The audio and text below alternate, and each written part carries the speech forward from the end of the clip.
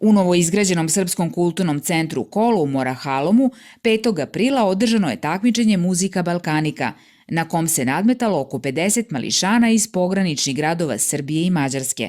Ovaj kulturni događaj jedan je od oko 70 koliko će ih biti organizovano tokom godine u Hramu srpske kulture u ovoj mađarskoj varošici u okviru IPA prekograničnog projekta Raznobojna saradnja.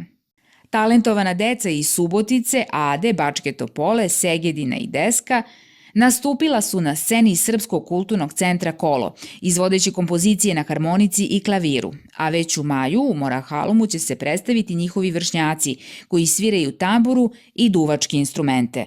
Da muzika može da bude most koji spaja kulture dve zemlje pokazuje i veliki broj prijava pristiglih za takmičenje. Cilj ove ustanove je, između ostalog, uključivanje mladih u kulturu pograničnog regiona, istakao je Ištvan Šereš-Pipe, direktor Kola.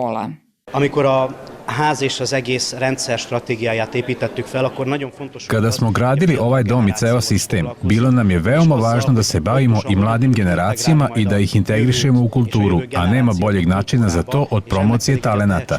Muzika je univerzalni jezik, ona ne poznaje granice i zahvaljujući njoj možemo povezati Balkan i evropsku kulturu.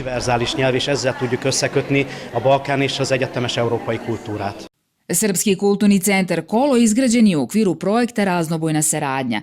Uz Mađarski kulturni centar, koji je inače na Paliću, prema rečima gradonačelnika Morahaloma Zoltana Nagradija, stanovnici obe zemlje koji žive u blizini granice izgradit će novi vid saradnje, čiji je temelj da se upoznamo i da prihvatimo jedni druge.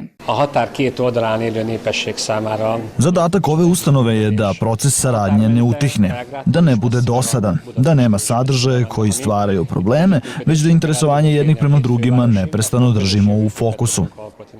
Felix Duka, predsjednik udruženja Zajedno iz Morahaloma, inače jednog od korisnika projekta vrednog 3,7 miliona evra, naglasio je da je ponosan što je izgrađen dom za srpsku kulturu, jer to nije uobičajena praksa u evropskim državama.